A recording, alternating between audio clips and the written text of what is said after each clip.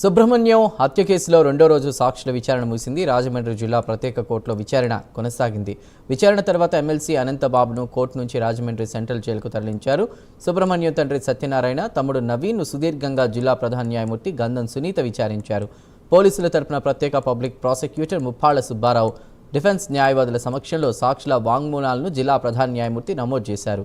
వీధి సుబ్రహ్మణ్యం హత్య కేసులో సాక్ష్యాల వాంగ్మూలం నమోదు చేశారు. తొలుత డ్రైవర్ వీధి సుబ్రహ్మణ్యం తండ్రి వీధి సత్యనారాయణ నుంచి సాక్ష్యం రికార్డు చేశారు. తదుపరి సుబ్రహ్మణ్యం సోదరుడు వీధి నవీన్ సాక్ష్యాన్ని నమోదు చేశారు. రాజమండ్రి జైలు నుంచి ఎమ్మెల్సీ అనంతబాబును కోర్టుకు పోలీసులు తీసుకొచ్చారు.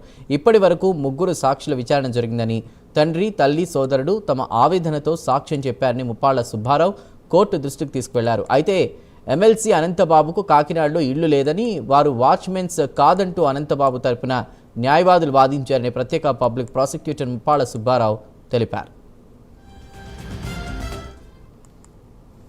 హత్య చేసినటువంటి ఆ నేరారోపణ మీద అనంతబాబు, అతని భార్య మీద పెట్టినటువంటి కేసులు విచారణ ప్రారంభమైనాయి నిన్నటి నుంచే. ఈ రోజు వరకు మొత్తం 3 సాక్షులను విచారించారు.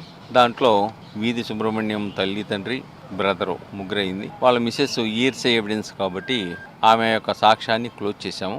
ఏదేమైనప్పటికీ వాస్తవాలైతే ఏం జరిగిందనేది సాక్షులు చెప్తున్నారు. న్యాయస్థానంలో ఎలాగ తీసుకెళ్లారు, ఎలాగ తీసుకొచ్చి ఇంటి దగ్గర పెట్టారు, ఏ విధంగా బెదిరించాడు, ఎలాగ డబ్బులు ఇస్తామన్నాడు, లేకపోతే మిమ్మల్ని కూడా ఎలా చంపేస్తామన్నారు, ఈ విషయాలన్నీ కూడా సాక్షులు చాలా స్పష్టంగా, ఏ విధంగా బెదిరిస్తూ ఫోన్లు ఏ టైంలో చేశారో కూడా చాలా స్పష్టంగా ఈ 3 చెప్పారు. అయితే అవతల వాదన అంటే ఏంటంటే, అసలు అనంతబాబు ఇల్లే కాకినాడలో లేదు, అది ఓన్లీ గెస్ట్ హౌస్ మాత్రమే అని ఒకటి. అంతేకాకుండా వీధి సుబ్రహ్మణ్యం కానీ అసలు ఆ అపార్ట్మెంట్లో వాచ్మెనే కాదని, అసలు వీధి సుబ్రహ్మణ్యం తల్లిదండ్రులు కానీ వీధి సుబ్రహ్మణ్యం కానీ కాకినాడలో లేడని, ఎక్కడో జీమామిడాడులో ఉంటున్నారని వాళ్ళకి, కాబట్టి ఇక్కడ చంపేశారనేది అబద్ధమని, ఇదంతా కూడా అనంతబాబు గారి యొక్క రాజకీయ ఆధిపత్యాన్ని దెబ్బతీయటానికి తెలుగు